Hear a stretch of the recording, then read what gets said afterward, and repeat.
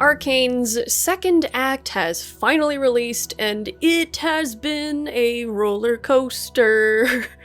In today's video, we will be returning to Spoiler City with even more details you may have missed, so be forewarned if you have not watched Arcane Season 2. This is a random collection of cool things about the season so far that either I noticed or that were posted about on the Arcane subreddit. So let's just get right into it. The training scene Caitlyn shares with Ambessa is actually an incredible near frame-by-frame match in her scuffle with Vi in episode 6.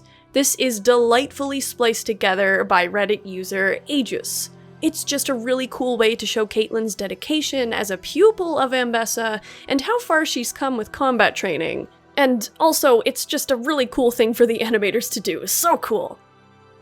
Jinx's hair is a mix of Silco's style with those moody bangs and her mother Felicia's braid. It's actually really sweet when you think about it. Maybe Silco remembered Felicia and helped his daughter braid her hair. We see Jinx do this with Isha in Season 2, Episode 4, where she's doing her hair and dyeing it blue, and she says that it wasn't Vi who did a lot of those more girly things with her. And Silco, as we see in Season 1, spends time on his appearance. He takes care of himself.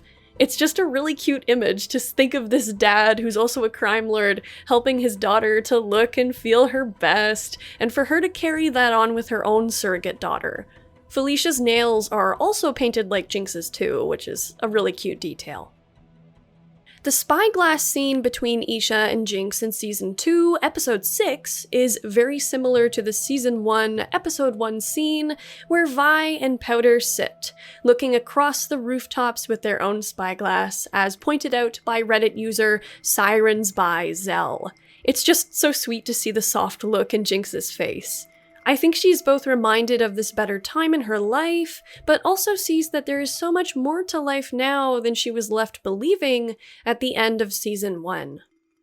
The song Felicia plays on the jukebox is the same song that plays when Powder goes to the bar after Vi leaves. A nice little tie-in to Vander realizing that Violet, the girl whose name he came up with, is gone. And the same cup that Powder drinks that same orange juice from looks a lot like the cup that her mom drinks from in the flashback with Vander and Silco. It's just all dolled up by Powder now. This is more my opinion, but when I look at Felicia, I see more Vi in her physical appearance, but personality-wise, I feel like she and Jinx share a lot of that spunk. Just the way her outfit is sort of designed with like the asymmetry and whatnot, as well as just, you know, how she dances. It gives me a very Jinx vibe. Also, Felicia's choker resembles Jinx's choker a bit, and I just love how they incorporated her into her daughter's designs in such a sweet way. The shot of Jinx punching Vi in Season 2, Episode 3 resembles Sevika getting punched in the face by Vi in Season 1. I just thought that was really funny. It's kind of like a little nod from Jinx to Sevika, kind of like, I got you some payback. The spot where Caitlyn butts Vi with her rifle in Season 2, Episode 3 is the same place where Sevika wounded her in Season 1. This is a wound that Caitlyn healed, yet here she is ripping it back open. This was pointed out by someone in my last Arcane Details video. I couldn't find the comment, I'm so sorry, but whoever you are, please say it in the comments. Thank you for pointing this out. It is such a bitter moment for Vi, but oh, so poetic. No one can hurt you like the people you love. I love that when Jinx busts everyone out of prison, they linger on the little madam from the brothel, gently patting Jinx's arm in a very grandmotherly way, almost. This little lady has lived in the lanes for who knows how long, and she's likely seen the world long before Vander's rise to power. She's likely been on a roller coaster for her whole life. The way she speaks of Vander in Season 1 with Vi when she returns is very kind and respectful, and it's almost like she's having a moment here of, that's Vander's daughter right there. She seems kind of proud and almost relieved that Jinx did this. Sevika and Scar, the second in commands of lost leaders of opposed organizations, share a moment of acknowledgement during the prison break scene. These two are kind of hinted at to be a bit lost themselves, considering that their leaders, Echo and Silco, are gone. It's nice to see these two, who would have fought a lot in the past, I'm sure, the Firelights versus Silco, have a little moment of understanding and respect. I would love to see those two actually have like a shared moment in like the final boss battle. That would be really cool. Where they just take out one of the big baddies together. That would be fun. Also in the prison break scene, Jinx has a fitting aversion to physical contact. I just can't help but wonder if this is because of Vi harming her during her most vulnerable moment, and so she only really welcomes extremely close physical contact with the people she trusts the most, like Silco and even Isha. Also, her hallucinations probably mess with her and physical contact, kind of like when Vi touches her when they reunite in season 1, she sees all these horrible images around her and hears all these voices. It's nice to see she's able to have a calm, powder blue lighted moment where her inner child can like experience this moment of care and peace. Apparently, Vi's eye color is called powder blue, and Jinx's eye color is called violet red. These two are deeply bound to each other. It's just, you want them to be able to be together again, even if they are different. When Vi strikes Isha, her nose bleeds, like Powder's at the end of season 1, episode 3. Vi doesn't want to repeat that moment of history again, absolutely not. And you can tell that she regrets it because she stops and freezes with her anger at Jinx. That is a moment that has haunted her. Vi seeing Jinx act like a mother, big sister figure to Isha, building her up in spite of the pain and comforting her, is what makes Vi begin to see her sister in a new light. It's cool that the sisters all stand at a crossroads here, where it's like, there's only two ways out of this. You either continue being the way you are and going in the direction you're already headed, or you decide to change together. Vi sees Jinx is growing here, and it's a big moment for her. Jinx's room is a lot brighter and less creepy in season 2 than season 1. She makes a cute, softly lit nook for Isha, not unlike her bunk bed in season 1 when she was a child. She's cultivating a better environment, not just for Isha, but for herself too. We don't see the Milo and Clegor figurines either, and it's nice to see that Jinx isn't interested in passing down her own trauma onto wee little Isha either. Not like Silco, who did pass on his own trauma onto his daughter. She's breaking the wheel here, and it's just very awesome. Speaking of the concept of the wheel or the cycle, I think of that whole concept with Victor's final speech in episode 6, where he has that gear roll and roll and roll as he realizes the unending folly of man. Jinx was really trying to break this cycle with Isha and herself, and the folly of man came in and ruined it. Jinx was so close to having a family, and then bam, there we go again. Cycle repeats. She loses it all. Isha's bunny ears in episode 4 remind me of Tiny Tina, which absolutely suits her as Jinx's little protege, considering Tiny Tina is bonkers and also loves explosions. It's just very fitting. Throughout season 2, no matter all the hardships Vi undergoes, she still retains a good heart. She is still forgiving of her sister and open to a new start with her. She hugs Vander, although he is so different, because she sees who he is past all the monster. She even considers helping Victor's people. She forgives Caitlyn too. She doesn't really hold that much against her, at least so far. Vi really does have a good heart, as Vander said, and like he told her in season 1, she doesn't lose it. I honestly think she'd be a great leader of Zaun, and I wonder where her story's going to end. Victor's culty village is in the same pit where Vi and Powder's childhood home was. It was dark, dingy, full of addicts, and it was where Silco's empire symbolically collapsed. But here it is, bright and colorful and hopeful again. There's new life, with the greenery growing on that little height marker slab that Vi and Jinx rediscover. But of course, much like Silco's empire did in Season 1, Victor's hopeful dream comes crashing down around him too. Silco and Victor both build power through their ability to provide a sort of addictive substance or object. With Silco, it was Shimmer, and the costly strength and power it provided for the vulnerable. And here, Victor is providing his own substitute. It seems cleaner for sure, but as we see, when Victor is mortally wounded by Jayce, everybody he healed and helped is revealed to be dependent on the Hex Core, or Hextech magic. Which leads me to this point.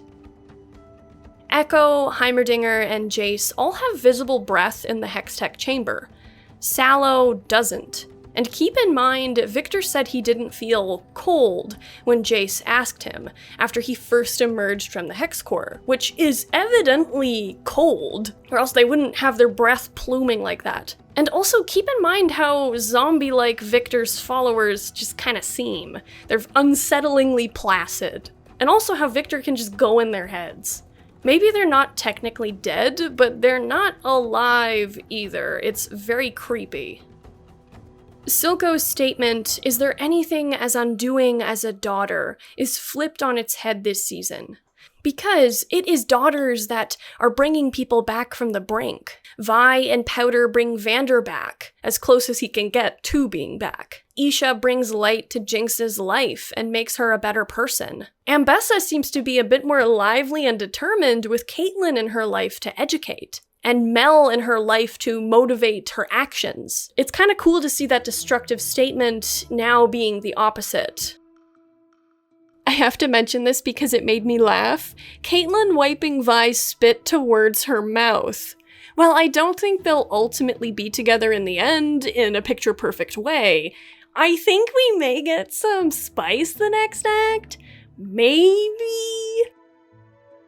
Isha is Powder come again, given the opportunity to be loved the way she desperately wanted to be. We see Jinx go with Isha on all these adventures, jumping rooftops and causing mayhem. Jinx doesn't just repeat all the things Vi did when she was little, she does her best to be a better sister and a better parent to Isha in her own way. I just love how, in Season 1, Powder had to jump across the roof by herself. But in the montage we see in episode 6, Jinx was there jumping with Isha. Also, Jinx always entrusts Isha to handle certain things as well, more independently than Powder was. Jinx handles some parts of certain plans, while leaving Isha to do what she can on her own, like stealing back Jinx's gun. Jinx instills confidence in her, and I love it. Again, breaking the cycle. Isha ends up doing the opposite of Powder at the likely end of her story. Instead of destroying her family in her attempt to save them, Isha, in her end run to technically destroy her family, but sort of like a mercy killing of a suffering Vander and saving Jinx from being killed by someone who wouldn't want to kill her. I also love how we see Powder nervously, doubtfully trying to do what she can to save her family in her major moment. She's not certain about what she's about to do. But with Isha, she goes with all the certainty of her actions that one could have. She knows what loading the gun with 3 hex gems will do, unlike Powder, who didn't realize how much carnage it would cause. I do think this is because Jinx always unconditionally believed in her. It's like Vi sacrificing herself for her family in Season 1, only to be stopped by Vander. Here, Isha is sacrificing herself for Vander and for her sisters in Season 2, and she actually successfully, by the looks of it, carries it out. This leads to another bit of opinion, but I do think Isha is a lot like Vi. She's a bit of a punch first, ask questions later kind of character. She's brave and reckless at times. She can handle a hit. She's self-sacrificing, and she can operate independently. She's kind of a glue for her new family. She stops Vi from hurting Jinx, and Vi stops Caitlyn from hurting Jinx, and especially Isha. They're both people willing to put themselves in harm's way to protect the people they love. I would almost say that Isha has a good heart like Vi. You can see the fear on Jinx's face, alone in the dark in the mines with her lighter, whereas in the season 1 finale, it was Vi who was scared in the dark. But here, Jinx's fear, as she stands in the dark, is that of someone who fears that she has, once again, jinxed her family in her attempt to help them. It's such a big moment that this time it is different. She actually succeeds. Vi saying to Jinx, "He's your dad too," is more than just those words. She's basically extending forgiveness here. She says to Jinx, "Come and be with your family again. We are together and you are a part of this." Jinx is successfully fixing something here. She brought the family together again, and Vi, even after all of this, still sees her sister in her sister. As many times as Vi may have said, "You're not my sister anymore," she still is. While I could be wrong, I love that Vander suggests the name Violet, the color of Felicia's hair, as a name. Blue and red are needed to make purple. And I love how the daughters are her mother literally halved, even in color.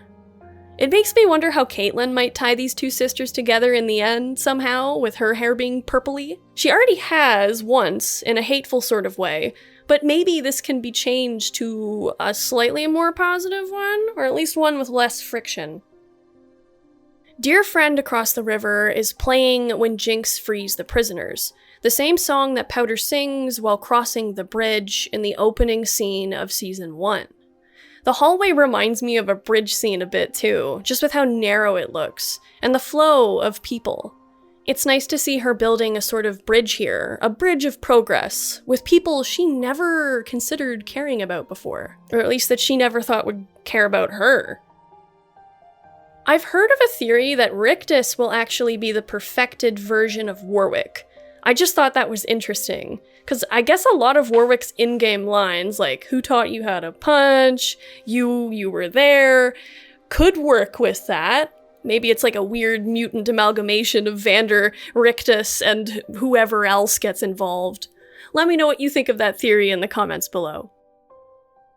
Victor saying that there's something about Jayce that's very off, as well as the consuming nature of Hextech, and therein, kind of the Arcane, calls to mind a question of what exactly it is that is affecting Jayce so much. What did he see? What is that power that Victor is sensing? Could it be the void? Is that what the root of the Arcane is? There's some creepy images flashing through Jayce's mind when he's stumbling through Victor's village, and there's one that reminds me of Belveth, or at least a similar aesthetic. Let me know what you think of this idea in the comments as well. Vi, once again, is able to lean on Caitlyn like she was in Season 1, as pointed out by Reddit user MTCR2. I find this season is focusing on forgiveness, at least in part. Because really, when you love someone, it is amazing how much you can heal bonds that you would think are permanently broken. So it's nice to see that Vi has that someone to lean on again, for however long that lasts. Caitlyn is, like Mel, a daughter who shatters Ambessa's heart. I think Ambessa is a sensitive woman who is excellent at holding herself together in the face of great hardship. But she did care about Caitlyn, I think, especially in Mel's absence. Caitlyn really did hurt her because I think she seemed like a daughter who was willing to take her advice, unlike Mel, who rejected a lot of her mother's teachings. This is paired, strangely enough, with Ambessa's manipulation of Caitlyn, which I will address further on in this video. It's an interesting kind of dichotomy in their relationship. Vi shatters her mirror not unlike how Jinx does in her big breakdown moment in Season 1. She's in the midst of her identity crisis. If I had a nickel for every time Jinx appeared in the bathroom of someone she was having a difficult relationship with, I would have 2 nickels, which isn't a lot, but it is funny that it happened twice. Also the fact that she's always seen in the reflection in the mirror first. First it was Caitlyn in Season 1, and now it's Vi. Jinx writing her name in reverse because of the mirror is a really cool detail, even just stylistically. But also, this season so far, Jinx is literally reversing her previous decisions, her previous self. Yes, Vi sees in the shattered mirror Jinx, first and foremost. But when she's forced to look at her actual sister as she's holding her up against the wall, she is faced with the reverse of the sister who has pained her so. Jinx is trying to literally turn her life around. The way Rictus throws Isha into the statue of Vander in episode 4 isn't unlike how he gets thrown around by Vander later on in the show. It's a nice little bit of foreshadowing. Mel's fake brother's voice switches to a female one once Mel calls the bluff, as I'm sure if you've seen Season 2, Act 2, you've noticed this. But could this be LeBlanc? I feel like the use of sister isn't necessarily meant to imply that this is Mel's long-lost sister. I mean, if it is, that's cool, but it felt very mocking to me. I don't know enough about League lore to really piece this together or anything like that, so I'm hoping somebody in the comments has a really fun idea for who this voice is, if it isn't LeBlanc. Reddit user Broken Sergio pointed out the similarity between Jayce when he emerges from the Wild Rune and Victor in terms of armor, specifically Victor's League design. I'm speaking as someone who doesn't play League and doesn't know much about it, but it does seem weirdly similar. I love how Vi's eyes are gray at the start of episode 5, only for them to gain more of their powder blue eye color as her sister is returning to her. It is beautiful. She's coming back to herself. I love how this season is just forgiveness and rescuing the people you love from themselves. Vi and Vander's fight in the mines has the same color palette as the opening scene of Season 1. Here they are meeting again, only it's Vi who saves Vander this time. Vi reaches out to touch Jinx after she reads Vander's letter of regret to Silco, but Vi stops herself. Vi, as much as she tries to put on this outward persona of angry, unforgiving emo girl, is not exactly that person. She still loves her sister throughout all of this, and she still wants to comfort her, like how Jinx comforts Isha. We see through Silco and what he did to Vander, what happens when forgiveness fails to be given, or received in this case. And neither Vi and Jinx want to repeat what their fathers did. Again, these two are a mirror for their fathers, only they are breaking that cycle, or at least hopefully breaking that cycle. Although Caitlyn and Ambessa don't share a lot of scenes together, you can tell that she has never quite trusted Ambessa. We see this through a bunch of small but very smart hints. Caitlyn attacking during Ambessa's training monologue when her back is turned. Caitlyn saying the blade cuts both ways. Caitlyn being tempted to listen to Maddie and not bending to Ambessa's demands. It's not as sudden as it might seem that she switches sides. She was wanting to, I think, for a long time, but Vi was the catalyst she needed. Also, Ambessa trying to get Maddie out of Caitlyn's life is like she's trying to keep Kate away from anyone who threatens her hold on her. Caitlyn's not stupid, she's very analytical. We see this when she goes through the prison hallway and she's putting together what happened. She sees things, she can put things together. Ambessa basically admits to this tactic with how she tells Vi that Vi's absence left Caitlyn delightfully vulnerable to Ambessa bulldozing her way into Caitlyn's life. The way Isha hugs Vander with Vi and Jinx, in terms of her position versus Vander, is quite similar to the position she's in relative to him in her final scene. The two girls in between are the only survivors, held together by Vander's return, reminding them of who they are to one another, and Isha's bravery and self-sacrifice. Isha is the foundation, she holds it all up. I love the curious look Jinx has on her face when she's looking at Rictus's weapons. It's cool to see her mind is ticking and she's like, ooh, maybe it'll be a weapon she uses later on. Vander's point of change was going from destroying what he hates to protecting what he loves. Despite all that he's been through and how messed up he is, he still holds true to that goal. He protects Jinx with his life, and I love that. If the Vander we know is truly dead, with the beast inside taking over in the next act, he died having continued to hold true to this dearest of values. not unlike Silco, dying as he tried to protect his daughter from her pain, and using his dying words in part, as messed up a person as Silco was, to also soothe her.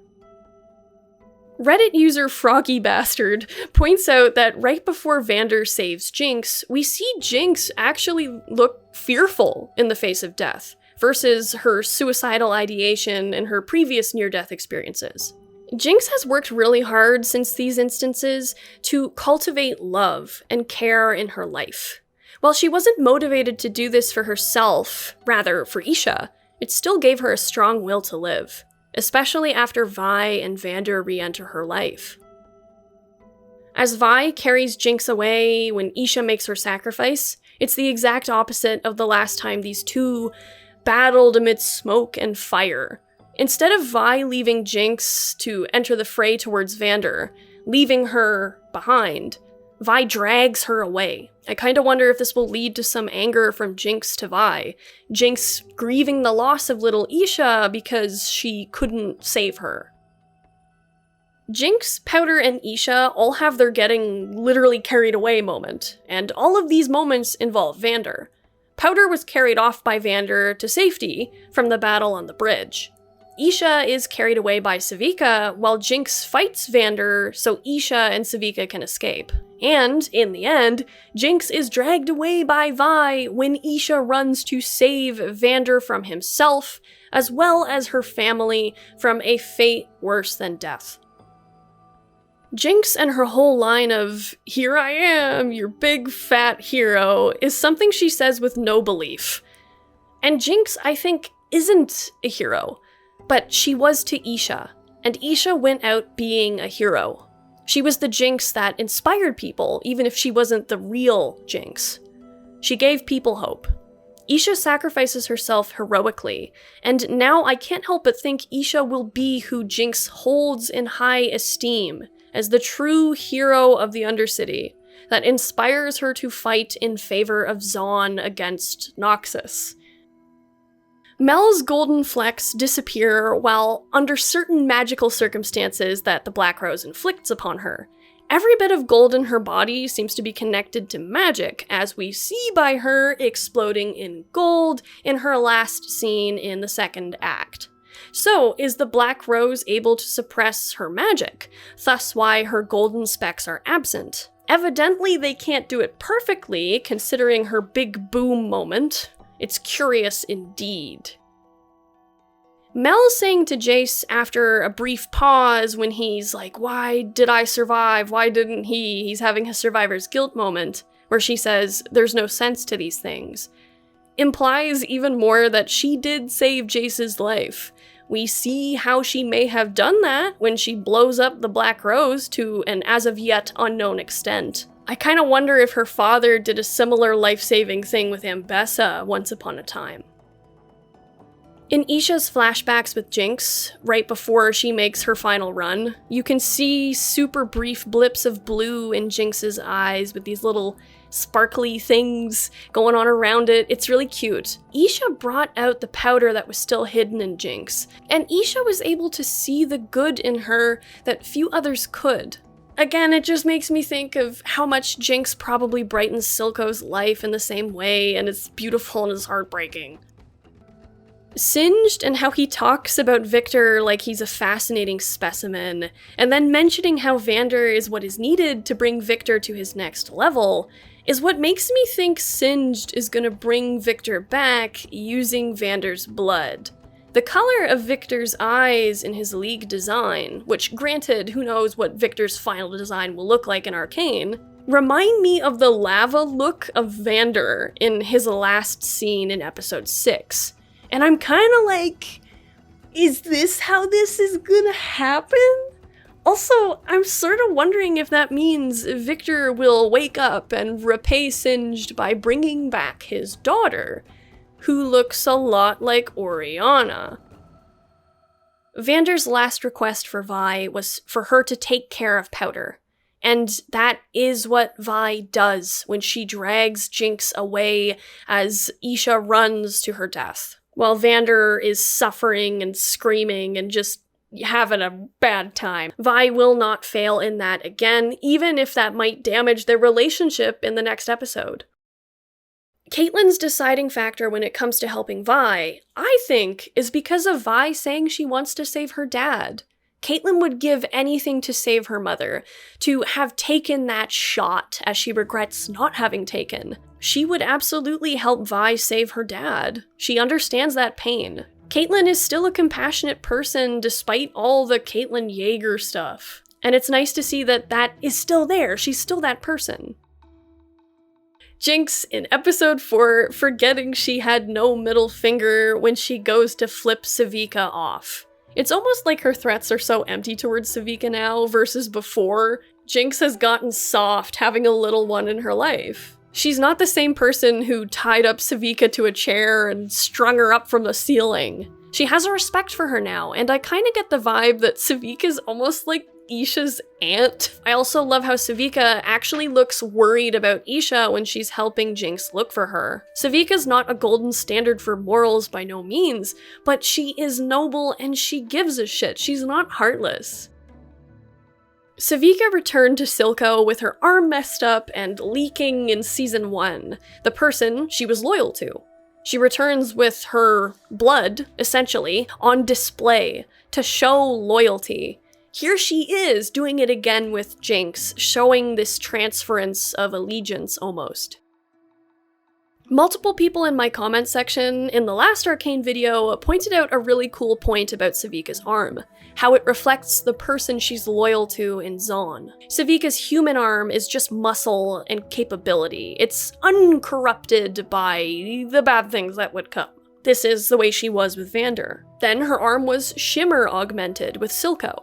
And then with Jinx, it's gambling and Jinxified.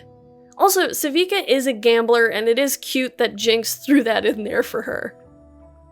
Sevika being stronger than 99% of the fighters in the show, with only one human arm at her disposal. This lady, I swear. At the end of episode 6, we see almost a freezing of the scene. There's like 2 explosions, and then the one is the freezing one. It's almost like time stops. And I'm willing to bet like $5 Canadian, which isn't much, on this being Echo. Jayce did not eat him in Heimerdinger, and maybe this means Isha survives. But even I will admit, that is a lot of copium. I do think she's probably dead. And that is this video of details that you may have missed about Arcane Season 2. I have a feeling the next one's going to be the longest one. Let me know what you think of Arcane Season 2 in the comments below. So far, this act has been my favorite, and it's shattered my heart. Thank you for watching, and I will see you again in the next one. Goodbye!